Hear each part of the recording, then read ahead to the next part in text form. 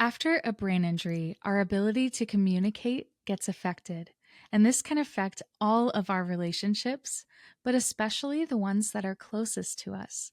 So today we have a special panel talking about marriage after brain injury. We also have a podcast spotlight with Dr. Jeremy Schmoe, where he's going to be sharing some of the neurological signs of why communication can be hard after a brain injury. So let's get into it. There is always hope, and you are not alone. Hi, I'm Cristabelle Braden, and this is my brain injury podcast, Hope Survives. This is an uplifting podcast to bring hope to your darkest days. As a survivor of traumatic brain injury and multiple concussions and re-injuries, I know what it's like to struggle to find hope. I don't want anyone to feel as alone as I did, and that's why over 10 years ago, I started an online community called Hope After Head Injury, which has now launched into a nonprofit organization called Hope Survives. Hope Survives envisions a world in which every survivor of brain injury and every member of their family are seen, loved, heard, valued, supported, uplifted, and never alone. This podcast is an extension of that, and I'd love to invite you to join along as we explore the realities of life with brain injury, with messages of encouragement, interviews with doctors and professionals, and survivor and family stories. No matter where you're at on your journey, there is always hope. With a little hope, you can make it through today. With a little faith, someday you'll get through the pain. Just a little love is enough to light the way through your darkest night. Hope survives. Hope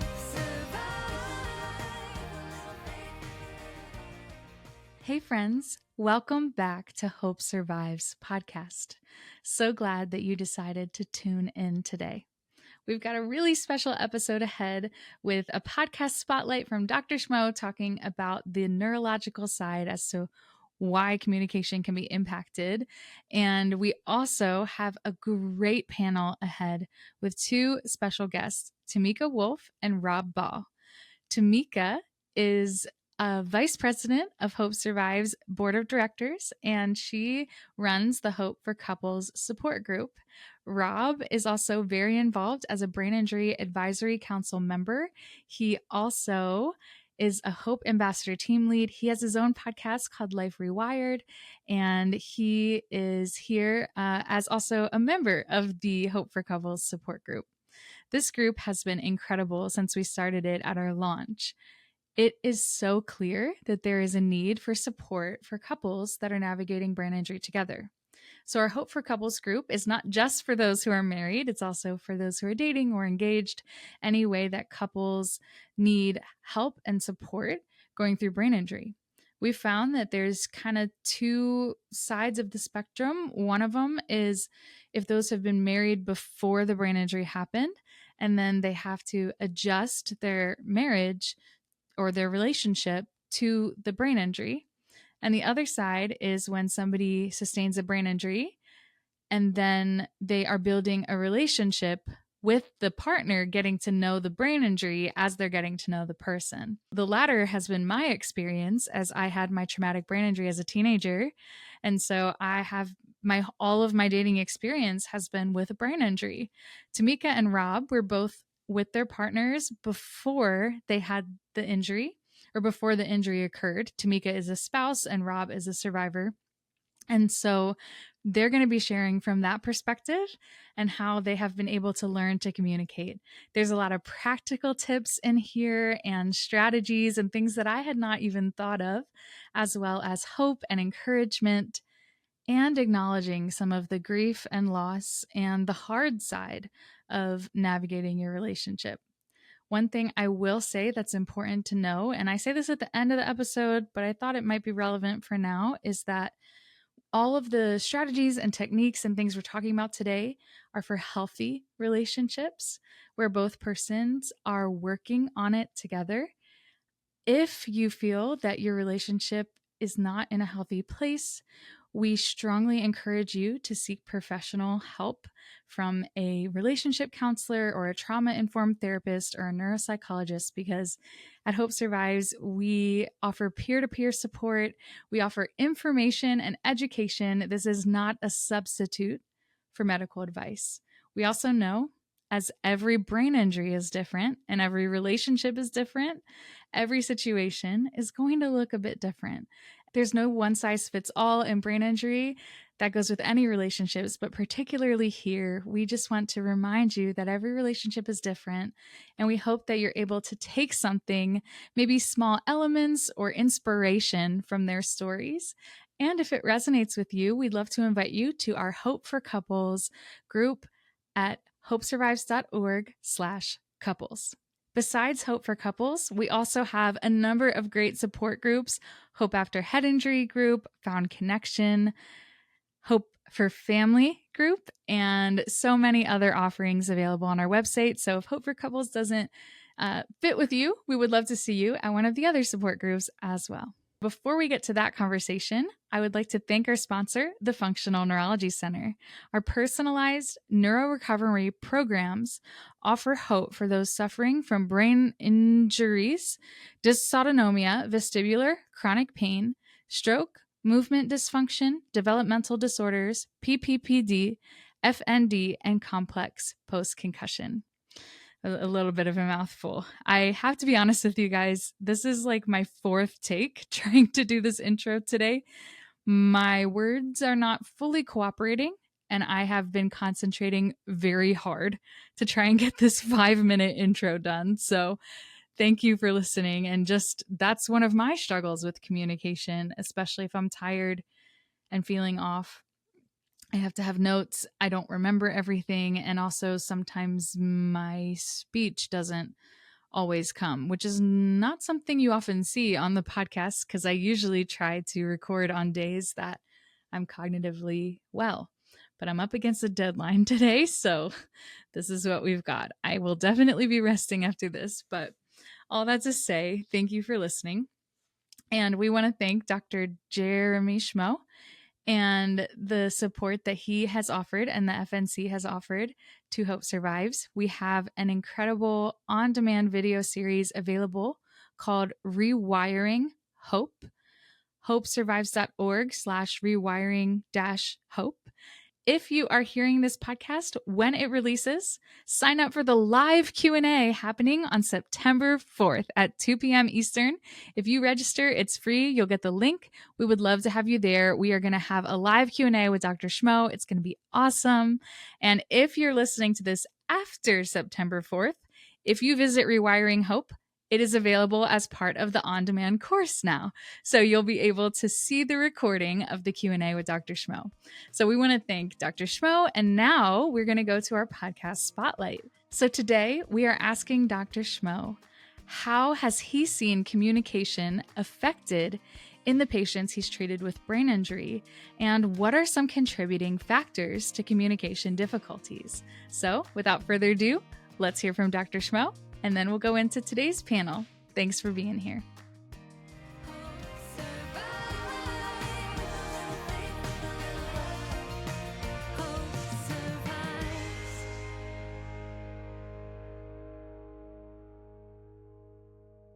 Hey, Dr. Schmoe, what are your thoughts on the difficulties that people have with social communication after concussion and brain injury? I see this every day in my clinic. And one of the things to consider is, eye movement function. So I'm talking with you right now and being able to, take in your cues, your movement, your body movement, being able to actually tolerate that can definitely be a problem with concussion and TBI because people have issues with eye movement stability. All right. So it's one of the things you have to actually take in your whole sensory world and what that person is doing, what they're saying, That has to go into your nervous system, fire through different loops, and then through the motor loops for you to be able to verbalize and communicate and get that information out. So, what's hard is that the networks that get injured with concussion are also involved with communication. So, like the cerebellum, typically, classically, people think of it as just like doing motor stuff, but the cerebellum is also involved with cognition. All right. That area of the brain is involved with the way that your thoughts link together. So if the information you have to take it in from you, go into my nervous system, link together appropriately through the cerebellum to get my thoughts to link, and then go out, loop through different pathways in the basal ganglia, which get injured with head injuries all the time, that can definitely be a problem. So, not even just take into account like stroke and aphasia and, different things of that nature. With concussions, you can definitely have difficulty in what's called cerebellar cognitive affective syndrome. So, the way that you think, the way that your thoughts go. So, say if I'm going here and I'm doing like a finger to nose task and I'm looking like that, your brain and your thoughts are most likely doing that same abnormal type of function, and then you got to try and verbalize that and get that information out. So there's so many different layers of where you could go, from the visual and communicating and seeing people, to the process of the cognitive load. And then you got to take into account dual tasking, like what if you got two people in front of you, like what if you got three people in front of you. What if you have sounds that are coming from like different localizations? That can also be a problem where, we might be fine talking with each other here, but if I had, a friend over here and a friend here, and then they're moving and then they're talking, that can definitely be a problem. So our goal is to try and pick that apart with people and see if we can figure out what the actual problem is. Is it the eyes? Is it the dual tasking, the cognitive load? Maybe it's respiration. Maybe it's like breathing, and your breathing reflexive pathways are off. Or maybe it's the cerebellar integration for cognitive dysmetria, and then actually trying to get those words out. So it could be some braking mechanisms in the basal ganglia of how those pathways fire to be able to get nice fluid cognitive thoughts to come out of your brain. So it gets pretty in depth, but I think it's a very interesting concept that a lot of people don't think about. Thank you so much, Dr. Schmoe, for sharing your expertise. And thank you to the Functional Neurology Center for generously sponsoring this podcast, as well as the Rewiring Hope series. Make sure to check it out. Insights from Functional Neurology at hopesurvives.org. We got a lot coming for you, and we're so grateful for how we've grown as a nonprofit this year. So now let's get into today's conversation on Hope for Couples Communication in Marriage. I'm so excited to have here with me Tameka and Rob for this panel on Hope for Couples. So, first of all, I just want to thank you both for being here. And I'm just so thrilled to be able to have this conversation. So, thank you both for coming. Thanks for having us. Yes, it's a pleasure to be here.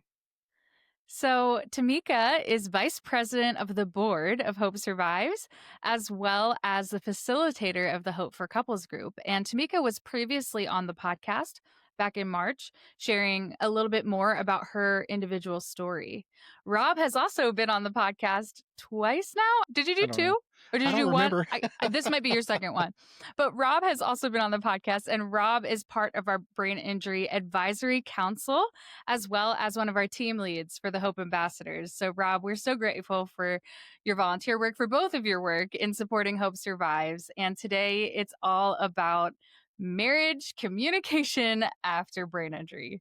I know this is a vulnerable topic, but Tameka, as facilitator of Hope for Couples Group, and Rob, as an attendee of Hope for Couples Group, you know that this is something that comes up every single group meeting because it's so important. And so this August, as we're talking about social communication as our theme for Hope Survives, I'm just so grateful for each of you being willing to talk a little bit deeper about specifically communication in marriage. So, Tameka, we're going to start with you. Can you share a little bit about your journey and what brought you to this panel? And then we'll go to Rob.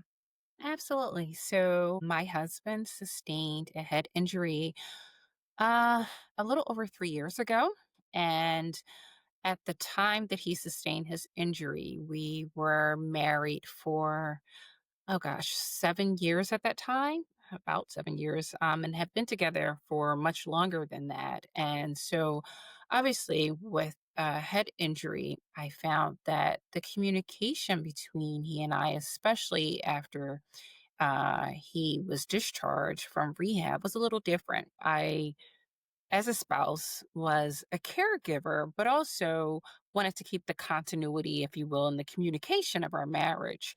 And so I found that as a head injury survivor, I would have to speak in a way that was one, not condescending as a caregiver, but two, I had to be mindful of the types of communication or the types of conversations, if you will, that I would have. And when I say mindful, it was the times that I chose to have certain conversations. We all know in marriage, right? There's those specific times, head injury or not, that you should have a conversation about hot topics. And so, with the presence of the head injury, I had to learn how to navigate certain spaces in our marriage to talk about critical things that needed to be done, whether it's, what do you want to eat for dinner? Being mindful of a diet or date night and the locations that we went to be conducive to his head injury. So, the whole communication and just our day to day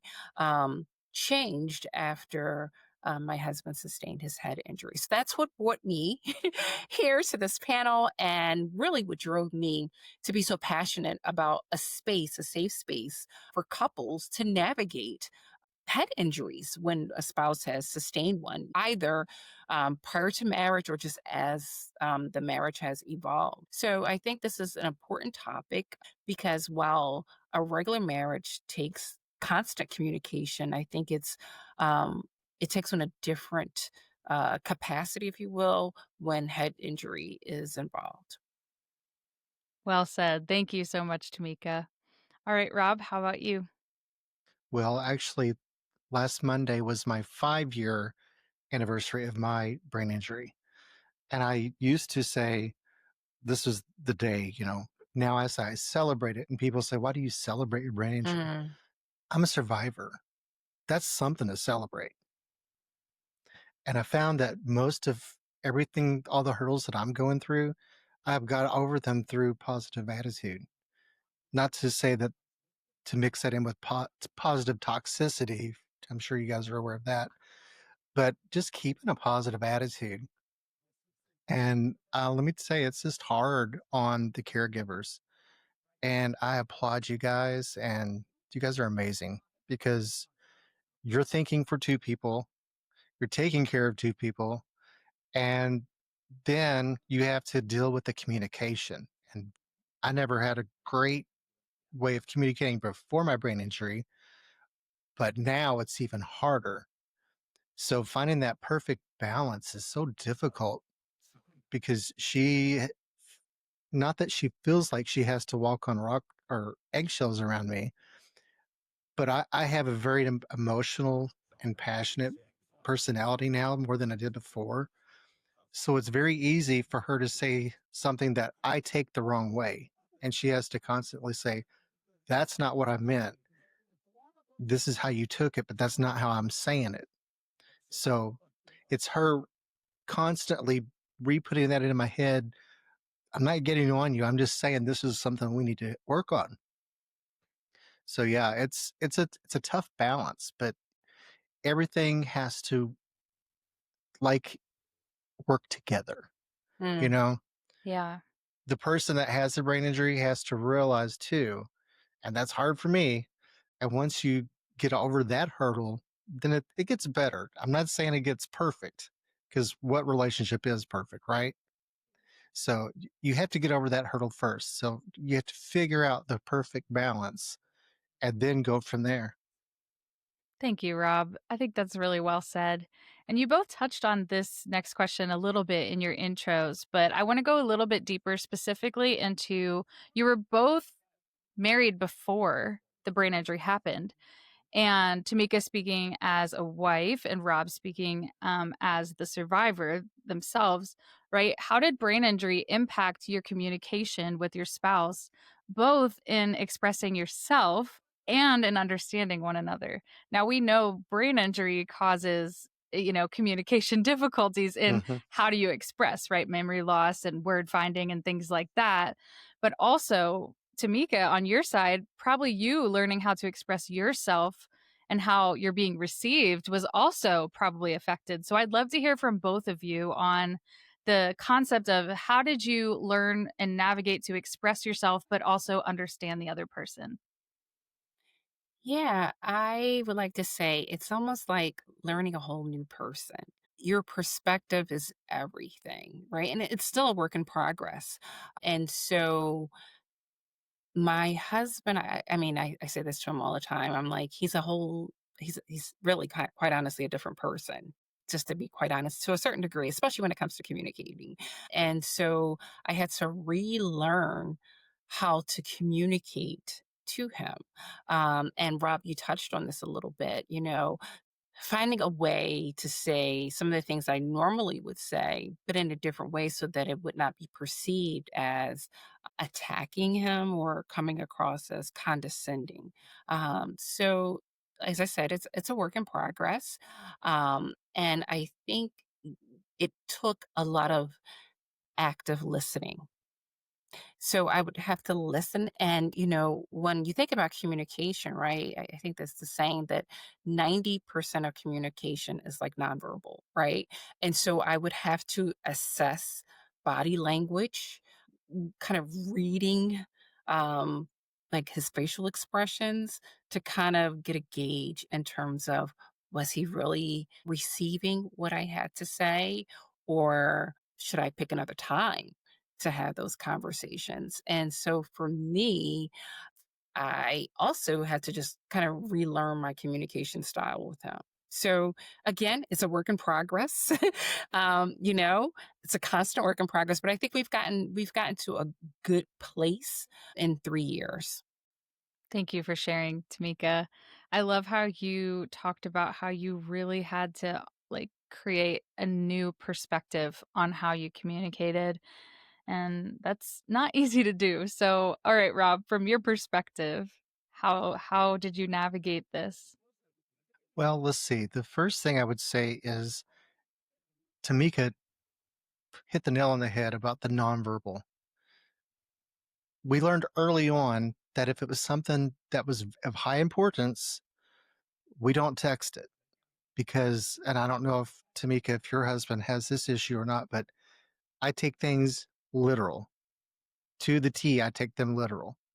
So if she's being sarcastic and text to me, you know, boy, we need to go pick up 9 bowling pins. I'm going to go out and find 9 bowling pins to buy and bring back home. So that's one that we don't, if it's very important, it does not get text. We talk to each other. Then I write it down because if I don't write it down, guess what's going to happen? It's never going to get done for one. And even if I had tried to attempt to do it, she may have told me 3 or 4 things and she might be lucky to get one thing off the list and then probably 8 things that she didn't ask for.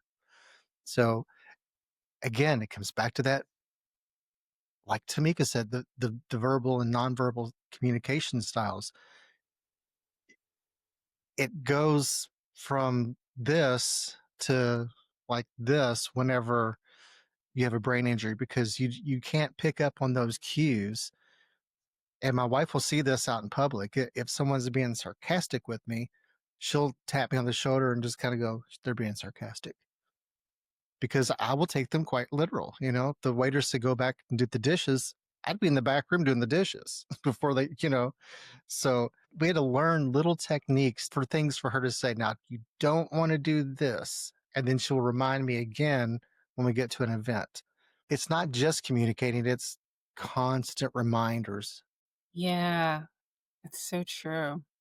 Um, I can share, if you don't mind, a scenario, right, where still finding that balancing act between caregiver and wife, right? And I never forget, we went to a doctor's appointment together, and he simply said in the middle of the visit, to really to me and the physician. I can speak. I can speak for myself. And I'm like, oh, yes, you can. So please, and so it was an aha moment for me, really, to even in boundaries and communication, right? And so establishing or reestablishing even boundaries and communication. And then I began, after he said that, I began to encourage him to have a voice, if you will. Um, and encourage him to give feedback, or I'll say, if it's a group setting, I'll say, well, Thomas, what do you think about this? Or just to try to um incite invite him into the conversation, if you will. And so it gets him to kind of think about what's happening around him, and to feel heard. Because I think that's also something that I guess in relationships sometimes, especially when there's a head injury, that's could be an issue, if you will, to feel heard and validated. Mm, That's so good, Tameka. Thank you for sharing. What I find interesting is what both of you just shared. The examples you both shared had to do with the survivor's relationship with other people and the spouse helping the survivor to communicate with others, or in Rob's case, understand sarcasm, mm, or in Tamika's case, include Thomas in conversations and help with those social cues. My next question, though, I want to ask about your connection with one another, because those are two separate things. There's communication with the outside world, and how do you help each other navigate that? But then there's also, are there any tools, strategies, or routines that have helped to improve your connection with each other and your communication with each other as in marriage, it's very important to nurture your relationship with one another. mm, And so, how have you been able to do that? Absolutely. So, I found that we are both morning people. And so I find that uh, conversations are at their maximum capacity in the morning.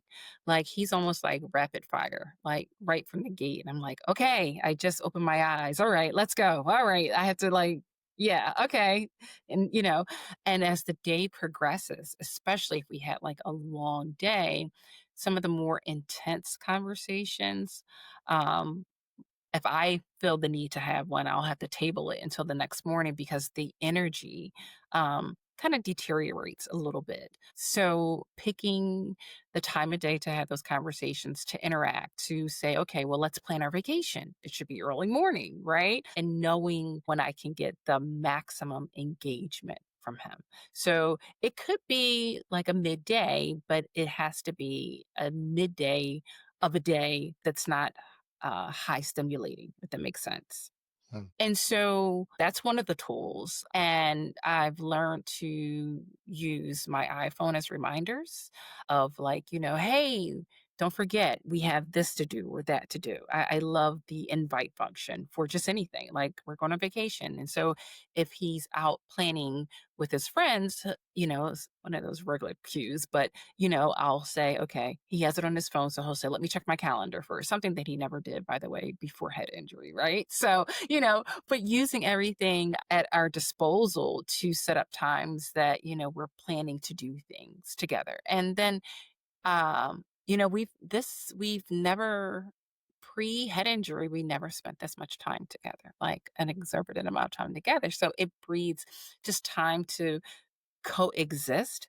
And again, that nonverbal communication goes a long way. And so we've just been able to connect nonverbally, like just say, okay, let's just be, okay, I'm here, I'm present. If you feel like talking or not. And I can kind of pick it up, the moods he's in, just based on his body language. Thank you for sharing. The thing about time, he was a police officer, right? And Yes, he's yeah, correctional retired. and parole. Since Mhm. can you share a little bit? Can you work full time? So can you share a little bit Yes. about that dynamic? Yeah, so pre-head injury, we were like almost 2 ships in the night. And so, we would see each other more or less, "Hey, are we gonna have dinner together? Okay," or we'll have date night was very important to us, because that was like the one consistent variable. And so high functioning, he engaged with people all the time pre head injury.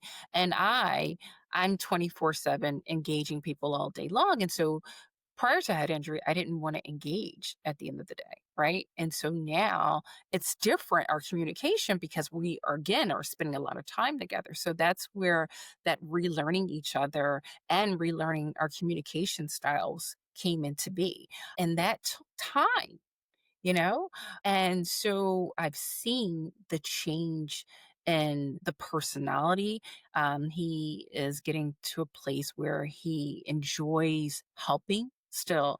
At first, he was a little not sure of himself in terms of the capacity to help others, but now he's becoming really confident and especially when he's able to help others, whether it's, at the facilities that he's attending during the day or just in church groups and men's groups. And so the more confident he feels with communicating with others and interacting with others, the more confident he is and interacting with me.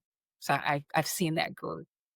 That's great, Tameka. Thank you so much for sharing. I'm sure it was a huge life adjustment, more than we have time to talk about here, but really appreciate this glimpse. I just had an aha moment with something Tameka said about the communicating in the morning. Mm. My wife has never told me this, but I'm connecting the dots now. When I get up in the morning, she's just on it.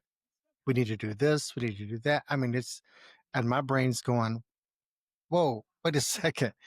But it makes sense now. And I think that she's grasped the concept that if you want to get something done and you want me to understand things, catch me when my battery's at the highest capacity it's going to be. So yeah, that was pretty cool that I made that connection. Okay, so anyway, the tools that we use are a calendar. I never used a calendar before my brain injury, and it took us going to a cognitive therapy. Mm. And when we got into cognitive therapy, that was one of the first things that they suggested. Say, hey, put this on the calendar, because my wife would be like, he'll go check the mail when he gets off work, and then I'm finding him an hour later. Where are you going? I'm going to check the mail. You got the mail an hour ago. So for the first couple of years, every time I would go get the mail, I'd put it on the calendar. Got the mail at 3 o'clock. So then anytime I would go check the mail, I would look at my calendar first and say, hey, did I get the mail yet? Well, what do you know? I did get the mail. So we kind of figured that out with help. But we've also had other tools that we have implemented too, as far as like, if we're going to we don't go to parties, but say if we're going to go to a party, we would rehearse before we get to the party and say, okay, if so-and-so asks you blah, blah, blah, blah, blah, this is what you need to tell them. You don't need to tell them your whole life story. So we would do those rehearsals. I know it sounds like you're going to a play or something, but it really makes sense to get your head that right mind frame so you're not going into a situation and embarrassing yourself. And then communicating, as far as I think Tameka touched on this, but like when we would go to a restaurant, in the very beginning, I could not order for myself. When the waiter would come, my brain would just like walk up. And then she was like, we're playing all these questions. Do you want a steak? Do you want a hamburger? Do you want chicken? And the poor waiter's just standing there, waiting for me to place my order. So then what she finally came up with the idea, we would just sit down, I would look at the menu, and then she would say, okay, do you want me to order for you, or do you want to order for yourself? And most of the time she's ordering for me.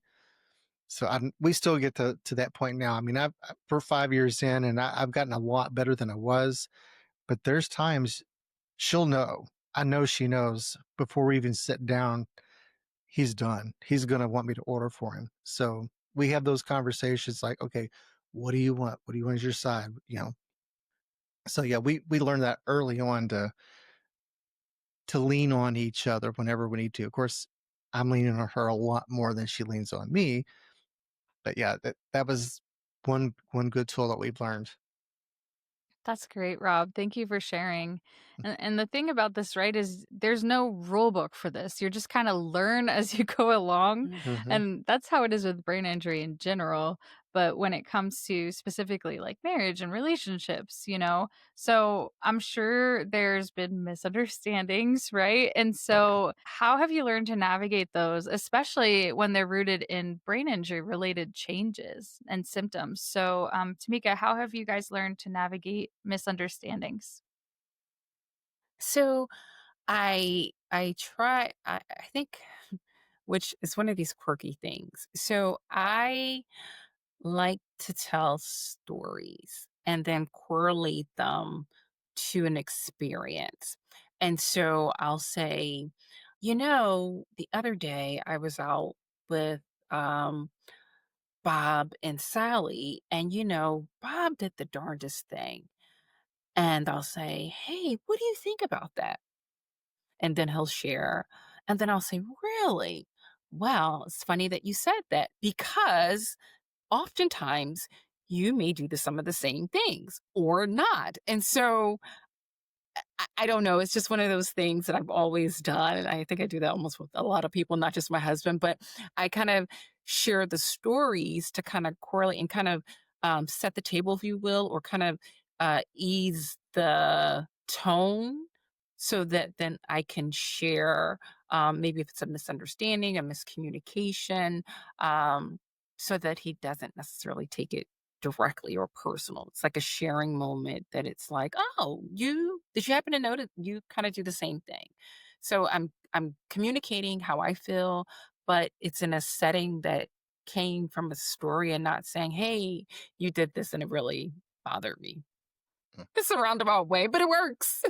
um, and then also, I think that when it comes to like fatigue, I'll say another story. I'll say, I've noticed that this might not be the best time, or you're not uh we shouldn't have these kind of conversations, or we shouldn't talk about certain topics late night because for some reason we never come to a resolution. Have you noticed that? And I'll say, you know what, I think, yeah, I agree, we don't come to resolutions if we try to solve something late at night. Yeah, so let's just table that for the next day. So again, it's kind of like just sharing an experience, so kind of telling the story to make the communication light but effective at the same time. Mm. Well, what you're doing is you're empowering him because you're giving him the opportunity to notice it for himself, right? Yeah. And I think that's genius. Like that's like really smart because you know I mean, just speaking from myself as a survivor too, like sometimes if somebody says to me, especially like my husband or my family, "Hey, why'd you do that?" And I'm like, "I don't know, actually. I really don't know why I did that." So it's like giving some context to help be like, "Hey, when this happens, what do you notice about it?" And then that eases you into it. I think that's really smart. I really like that, Tameka. Thank you for sharing. You're All right, welcome. Rob, how about you? How have you guys learned to navigate misunderstandings? Oh, we do the breakdown, is what I like to call it. She will break it down for me later when it's convenient, and she'll say, "This is how you reacted to the situation, and that's not okay." And then she will give me scenarios of, "You could have said XYZ." Oh, okay. So next time, if you're faced with this situation, don't jump to this conclusion. You can say this, or you cannot say that. So yeah, we do the talk later in the evening, and oftentimes, and kind of like what Tameka just talked on too, because there's been times that she'll say to me, "You're not in the right headspace right now to even understand what I'm trying to tell you." And she's not saying that to be mean.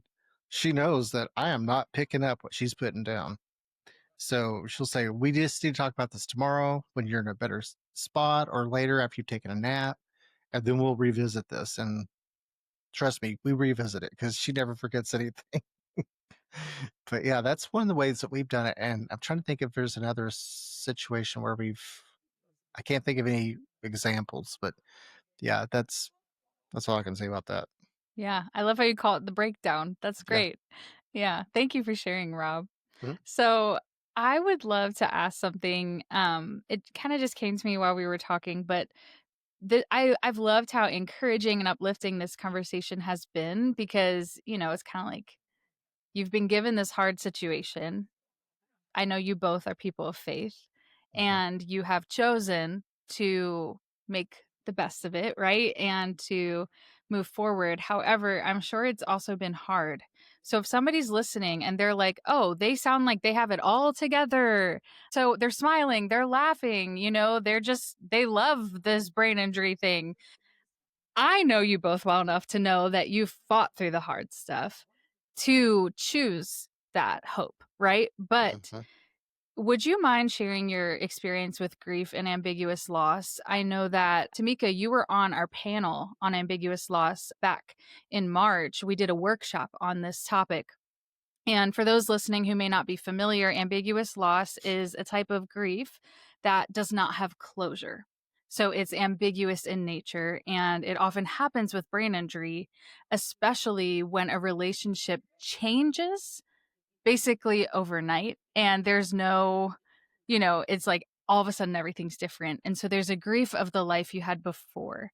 So would you both talk to that to just share some experience so that, if somebody's listening and they're like, well, why are they, they don't really get it. I want you guys to let people in a little bit to some of those harder moments, which I know isn't as easy to talk about, but whatever you're comfortable sharing. Yeah, so I in the beginning, as a woman of faith, I prayer has been like the whatever the anchor throughout this Mm. whole entire journey. So from the time that he was in the hospital, and I was continuously praying at the bedside, and I would start every visit with a prayer and leave every visit with prayer. And so it became really like the running theme that has really kept the glue or kept this going, if you will. And so not that I stopped praying, but I've shifted. So in the beginning, when it was really hard, I would just say, let's pray. Like if I felt like I was in a moment where it was just like, this is really hard, I would just stop and say, let's just pray about it. Like whatever it is. Or I would say, you know what, I just need to pray. Let's just pray.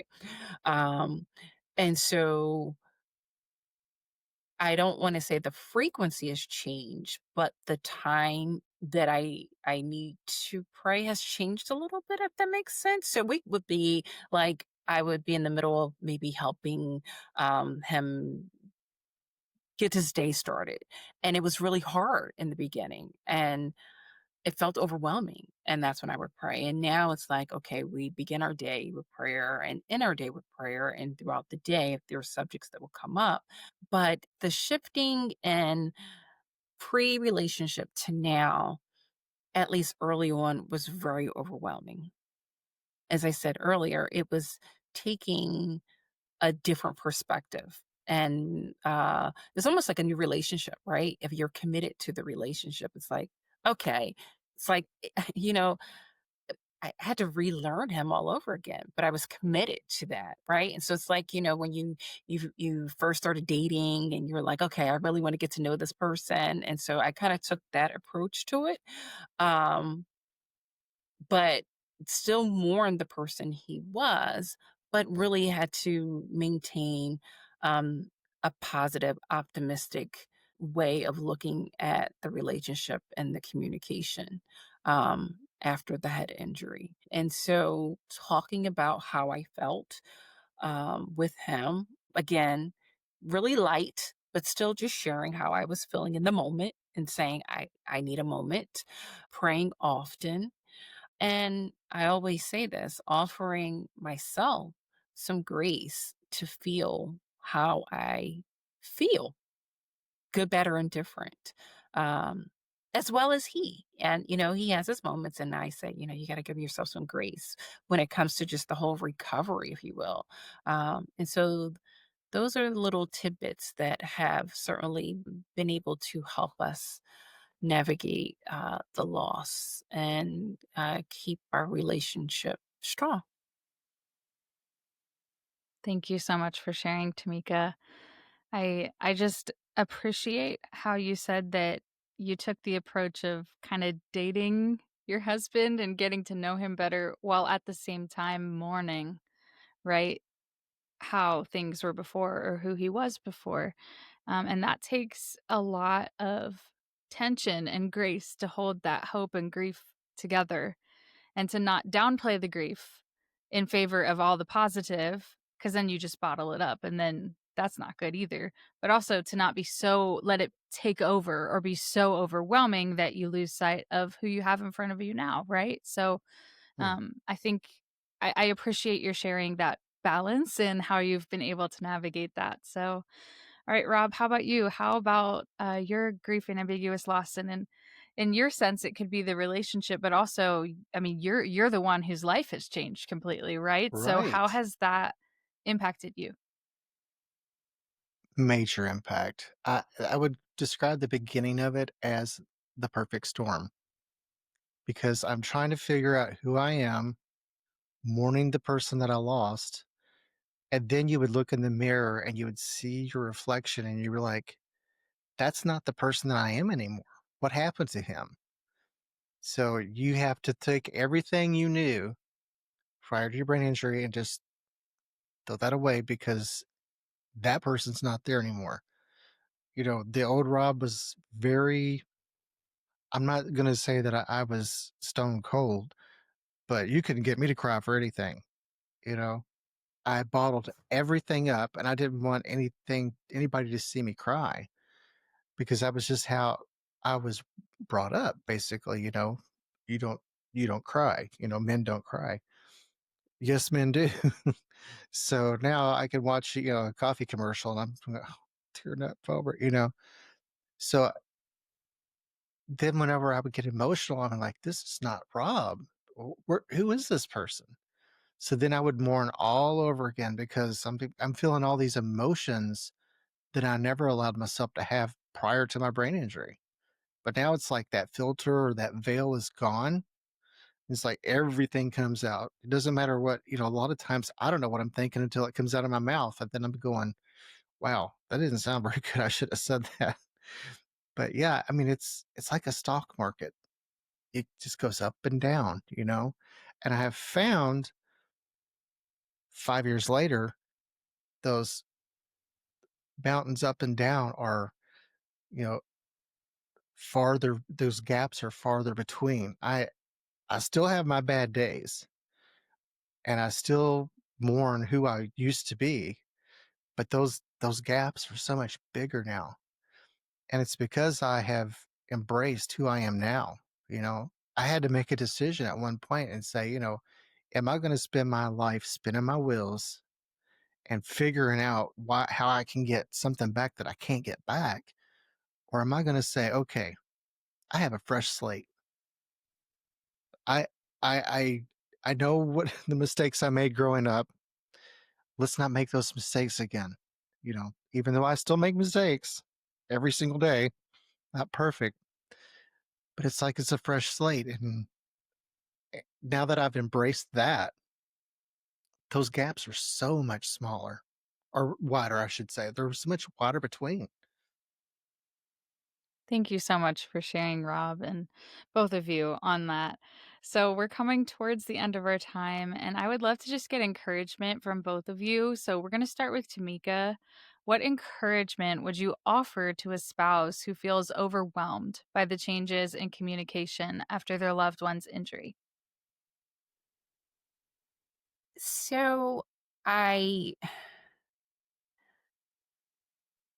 I find myself saying, which is so true, to a fault, but I would be remiss if I did not say that, especially in a marriage, when you have the ceremony and you recite your vows, and oftentimes you talk about for better or for worse, right? And in sickness and health, one, keeping in mind the vow that you made and understanding, we were never told which one would come first. We didn't Mm, know if sickness or, health you assumed, or, you just don't know what life is going to bring in a relationship. And so we are evolving. Myself, my husband, and we as people, we're evolving constantly. And so I would say to be in the moment, be present, but understand it's a journey. And so when you look at the journey of it, there's always going to be good and bads, but just it's hard. It sounds kind of weird to say appreciate the journey, but we have a gift of sharing. That person you're with, that partner you're with, is a gift, if you will. And so enjoy the journey with the gift of the relationship mm, that you have with the person. Thank you. That's Yeah. beautiful. Enjoy the journey, embrace the journey, right? Easier said than done. But that's why we have Hope for Couples group. And that's why, Tameka, it was your idea to start this group. Yeah. And that's why we do it. And so thank you for your dedication to helping others. Not only like you're navigating it yourself, but you're also helping others. And I admire you so much. In so many ways, I'm so honored to work with you on Hope Survives. So, Thank you. all right, Rob, what would you say to another survivor who's feeling frustrated or discouraged by how communication has been impacted by the injury? I'll say it like this. When we first started into this journey, I would get so down on myself. I was so depressed because I'm supposed to take care of my wife, and I would look at her and I'd say, "You don't deserve this. You shouldn't have to take care of me." And here I'm not even the big 50 yet, which I am now, but at the time I wasn't. But I'm like, you know, why this is not fair for you. And every time she would throw it right back in my face and she'd say, "I took my vows seriously. We've been through the better, and this might be worse right now, but I'm just so thankful to have you." Well, okay, I just took some humble pie. And then it dawns on me every time she says that. I'm like, she's right. I'm still here. And just because I need help doesn't mean that I'm broken. You know, I can still get from point A to point B. Now, it might take me a long time to get there, but I can do it. So I'm thankful for those days. And I'm thankful for the days that I'm similar to that person I used to be. And whenever that days happen, I hit the road running. And then she's in the background reminding me that not Superman. I'm going to hit a wall. So yeah, I would say embrace the good and the bad, and just be open. That's something that I was not ready to do at the very beginning. I was not open. I thought I was, but I was nowhere near open. So know that when they're being critical, that's because they love you and they don't want you to hurt yourself. They don't want you to hurt somebody else. And they know what's best for you, even though we think we know it all, but we really don't. So just be open to that. Thank you, Rob. Thank you so much both for sharing. We're coming here at the end. And something I want to say before we close is that this conversation has been one tiny snapshot into the depth that is marriage after brain injury, right? Like everyone's experience is different. Mm. And while Rob and Tameka, you have set beautiful examples and beautiful strategies and things for people to work towards. And I just really appreciate you both sharing your experiences. Something that I think sets you both apart is that in both of your relationships, both partners were willing to do the work. And both partners were willing to both be humble and admit when they're wrong and to try, right? So, like, every relationship dynamic is different, right? But like the main thing is both sides have to be willing to grieve, to let go, and to embrace and move forward. And if anyone is listening and they're struggling, I very much encourage a trauma-informed marriage counselor to help you, because, you can come to our Hope for Couples group. We can talk about things. You can listen to this, but it takes work and it takes time. And so this is educational and informational podcast, not a substitute for medical care or advice. And so I would love to just invite and encourage, if this has stirred something in you, if your relationship is struggling, to seek professional help and know that there is hope for healing. Your relationship is going to look different than our relationships, right? But there is hope, if both partners are willing to work on it together. So that's kind of like my 2 cents I wanted to throw in there. But I always ask our podcast guests this. Sorry, I mixed up my words. I always ask my podcast guests, if you could leave listeners with one message of hope, what would it be? But for you guys specifically, a message of hope for couples that are walking this journey, what would your final word of hope be? So, Tameka? Oh my. I feel like I just said it. It's a journey that you're on together. So embrace it. Embrace the journey with your partner. I think that's really it. Life is a journey, but you have that specific partner to take that journey together with. And so there's good days and bad days, but be present, be in the moment, and know that it's okay to have a bad day, but prayerfully, the good days outweigh the bad days. Mhm. Thanks for sharing, Tameka. All right, Rob, bring us home here. What are your final words of hope? I would say learn patience.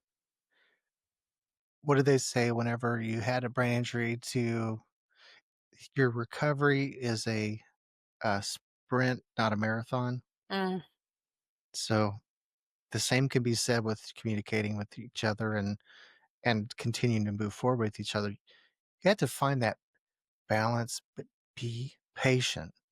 Know that there's going to be days that everything that your caregiver is saying to you is not going to be received. No matter how nice, how sweet they might sound, you're stuck in your head and you know better, but you really don't. Just know that those days are going to get fewer and fewer between. And the same thing could be said for the caregivers too. You know, I don't know how you do it. You guys are superheroes, in my opinion, but patience is a virtue. You just have to have it. Thank you so much, Rob. All right. Well, thank you both for being here, for being open, for sharing your stories. I am sure this helped everyone who listened to it.